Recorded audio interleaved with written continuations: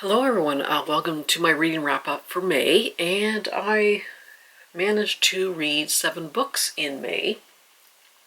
And if you saw my last book haul, I was complaining that someone was saying that you don't need to buy bookmarks and book-themed things, and I forgot to show my little cup I got off of Etsy.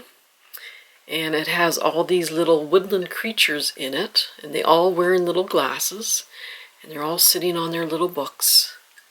So yeah, I thought that was just cute as anything. Actually, I should put it over here. I'm going to forget it. Alrighty. So presently, I am reading Frederick Bachman's Anxious People.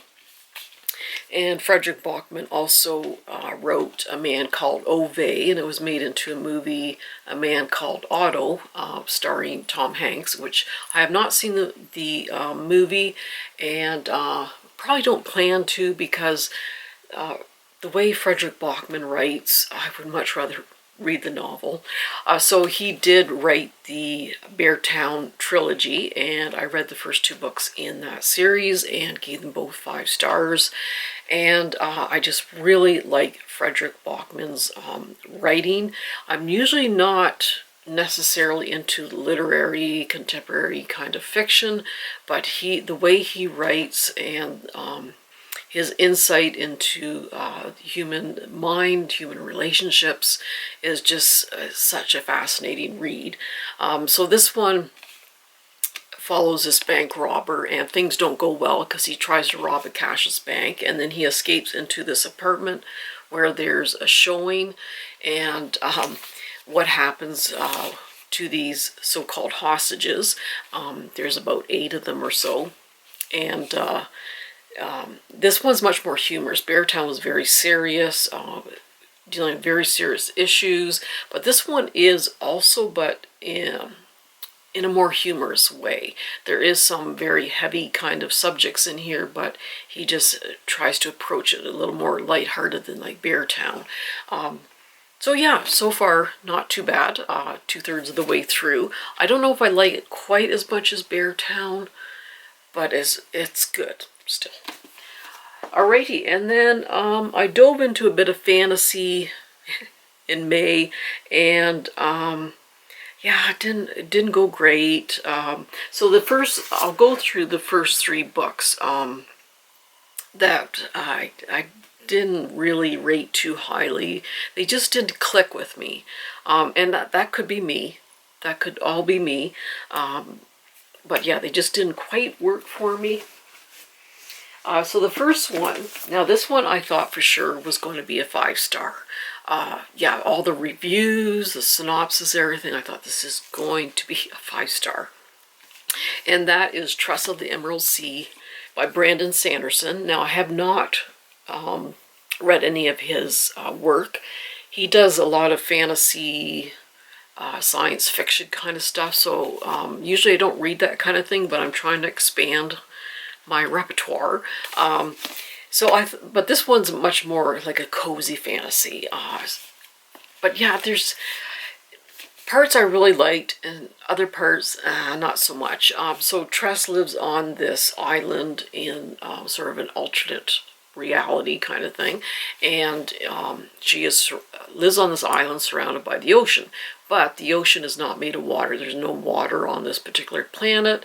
It's all these spores, and each ocean has different spores, and they each do different things when they get wet, these spores. So no one's allowed off this island except for I think there's a duke, and then some of his higher-ups are allowed off the island. So Tress is quite good friends with the duke's son, and she's kind of falling for him, and they really like each other. And then the duke finds out and kind of sends the son away, and he ends up going to this, I can't remember which sea it is now. But usually if you go there, you never come back. So she's quite upset, so she stows away on a ship to try to find him because she's in love with him. And yes, the first part of the book was pretty good. I didn't mind it. It's a lot about found family, and there's a lot of character development with Tress, which was really nice to read about. And but I think the middle really lagged. It was I don't mind like slow fantasy or slow mystery as long as it's done well, but this was kind of repetitive and just kind of dragged on, and you're like, okay, when are we getting to the action here? So yeah, and the ending, it was a little bit faster paced, a little more interesting. But yeah, I don't know if my expectations were just too high. Perhaps I'd give this like a 3.5. Now, like I said, there is, I don't know how many reviews, like 250,000 reviews or something ridiculous, and it's got a 4 point something rating, so it could be just me. I'm not saying you're not going to enjoy this and give it a 5-star. I'm not saying that. It could be just me. But I mean, there's parts that I really liked. I loved how she developed throughout the story, and she kind of found her inner strength. And but yeah, it's just, I don't know. I think that middle part just could have been something different there. But anyway, like I said, you probably enjoy it more than I did. Maybe it was just the mood I was in or something. But I mean, 3.5 is still pretty good. I mean, I didn't love it or hate it. There's parts I really enjoyed. Other parts were just like really dragging. And then this one is by Trisha Leban Sellers. This is Daughter of the Pirate King, and Book Outlet had a special, like a $7.99 sale on these, and they're special editions. So I was able to get the three books. And yeah, they have a map of the ship, but it's very hard to see on there. And of course, sprayed edges, which I absolutely love. So this follows Alosa, who is the daughter of the Pirate King. And yeah, her father is very strict, somewhat cruel.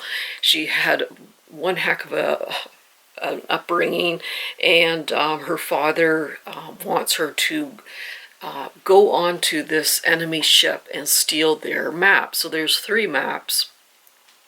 There's 3 pirate kings. Each pirate king has a map, but they can't find like the famous treasure unless they have all 3 pieces.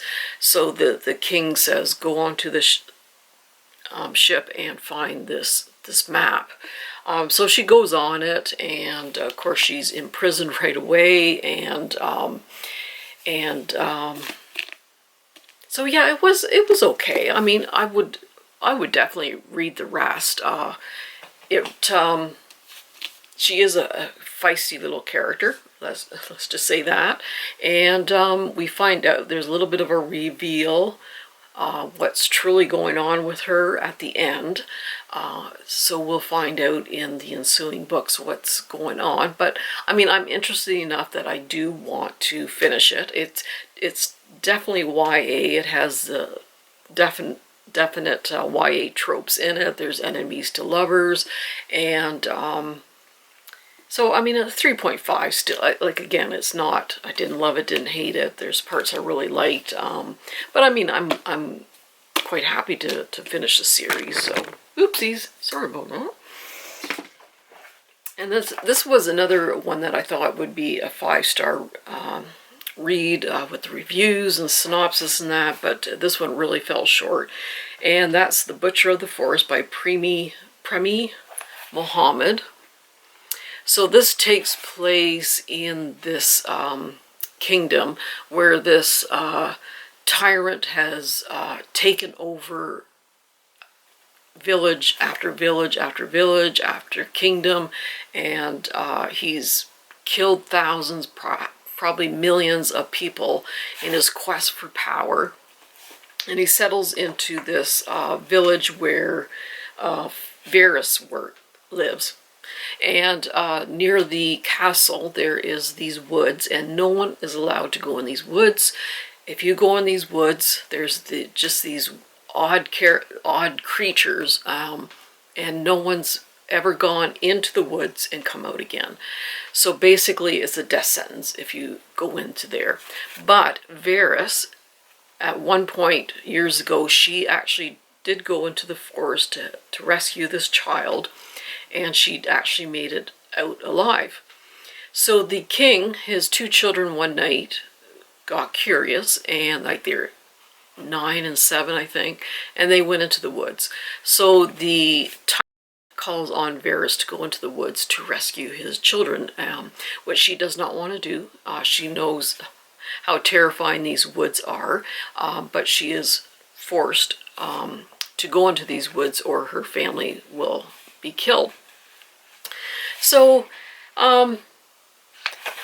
yeah, so there's all these little creatures on the cover here, and she does sort of run into a few of these creatures, but not a lot happens when she runs into these creatures, and there's not a lot of tension throughout the story, though there should be, but there just wasn't the tension, and the ending was just, I don't know, wasn't that impressed with the ending. Yeah, I just give it a 3-star. Or 2.53. And again, this is one that's gotten fairly good reviews, but it just did not click for me. Alright, so going on to the ones that I really did enjoy, and this is Keeper of Enchanted Runes by Charlie Holmberg. And this takes place on Rhode Island in the 1840s, and Merritt is a writer, and he's kind of fallen on hard times, but he finds out that he's inherited this enchanted house on a remote island off of Rhode Island, and he decides, oh, I'm going to take it, and I'll see if I can get my writing career started. And he is estranged from his family, and we find out throughout the story what actually happened. Now, it's in this sort of alternate reality, magic is real, and most of the power or most of the magic is held by people who are royal or higher up in society, and some commoners do have some magic abilities. And he goes into this house, and it ends up being enchanted, or kind of, I guess, haunted in a way. And Hulda, she shows up, and she's with the Boston Institute for the Keeping of Enchanted Runes. So this society, because there's not a lot of magic left, this society is trying to preserve the magic and these enchanted houses and that sort of thing. So she goes and helps Merritt kind of, I guess, tame the house, because it's kind of driving him crazy and he can't leave, and so she helps him out. And now this is a cozy fantasy, however, there is this very dark creature, or sorry, not a creature, this dark man who is kind of threatening people with powers and that sort of thing. And yeah, it actually gets kind of dark at times. So yeah, it's kind of interesting combination of the coziness, and then you get this dark lurking character in the background. But I really did like this. It's kind of a slow burn romance, which I actually really enjoyed. It's found family, and yeah, it was actually quite interesting. It wasn't like some cozy fantasy don't have a lot of plot, but I found this did have a lot of plot, a little bit of tension also. So yeah, I give this like a 4-star, and I do have the second one in the series. I think there's 4 of them, but I really enjoyed that one. Alrighty, and then the next one is Fever of the Blood by Oscar de Muriel, and he does the McCrae and Frey series. This is the second book in the series. I think there's 7 books. I have all 7. I finally found them all. And the first book was A String of Murders. So this follows 2 detectives, the Scottish detective is called Nine Nails McCrae, and we find out in the series why he's called that. And then this other police officer is Inspector Ian Frey from London, and he's kind of fled London in this kind of, I don't know, mini scandal kind of thing. So they're kind of thrown together, and they do not like each other, which makes for a lot of tension and interesting banter throughout the books here. And they're part of this, part of the police. They have a kind of a supernatural division, and McCrae, he really believes in the supernatural and all this, so he kind of heads this group, and Inspector Frey is reluctantly thrown in to inspect these crimes, and he's not thrilled about it. And this one takes place in Edinburgh. So most of them take place in Edinburgh, and which I love in the 1880s. That's just my favorite city of all time.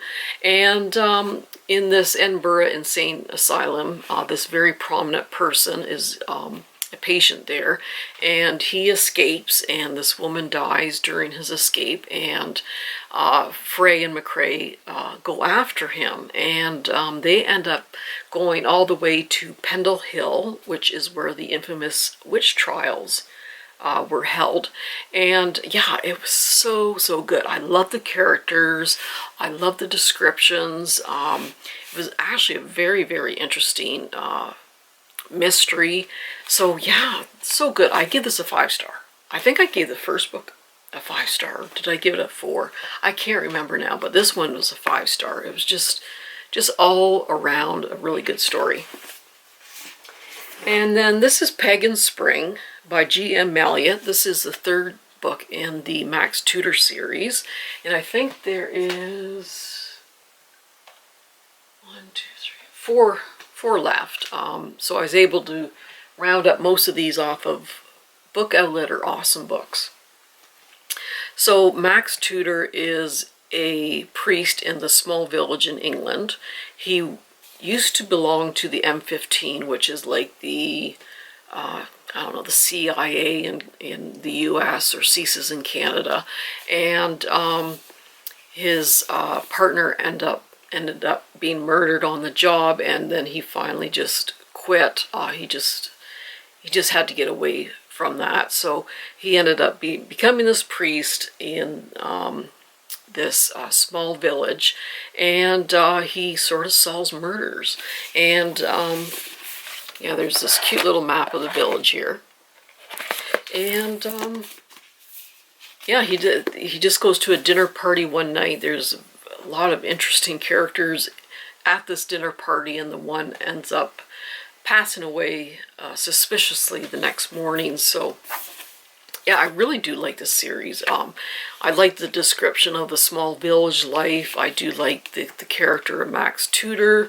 Yeah, it's really good. So yeah, I give that a 4-star.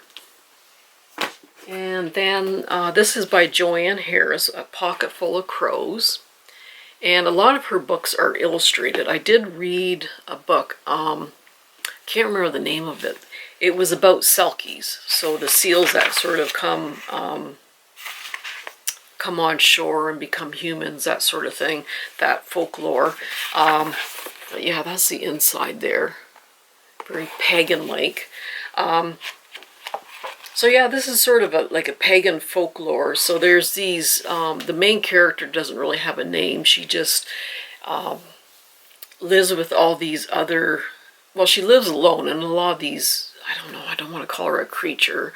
She looks like human, but these creatures are literally part of the forest. She can enter an animal and like a bird and fly around, or she can enter a bear or a wolf or anything like that. And yeah, it's just quite interesting. And then she meets this lord's son out in the forest one day, and they kind of fall for each other, and she ends up moving in with him, which is a big no-no back then, but he's the Lord's son, right? So Yeah, they end up kind of shacking it up while Dad's out of town. And then, but she's very drawn to the son, and she is falling for him. But on the other hand, she's been pulled back to the forest because she really, really misses just being part of that. And I think a lot of the theme is that he doesn't change. He doesn't have to change during their relationship, but she does, and she's has to leave behind everything that she loves, everything that she cares for, and then he ends up dumping her. Big surprise, and she gets her revenge. So yeah, it was actually very interesting. It's like a very dark fairy tale. So I give this like a 3.75 stars, or maybe a 4, you know, somewhere in there. Yeah, it was a really, really interesting read. So that's it. That's my reading wrap up for May. And yeah, I'm watching the Stanley Cup, Edmonton and Florida. Edmonton, you better win the cup this year. Some Canadian team better win the cup. Though half the players are Canadian, so anyway. I'm rambling. I'm going to go grab my drink and watch the hockey game. So happy reading, everyone. We'll see you soon. Bye-bye.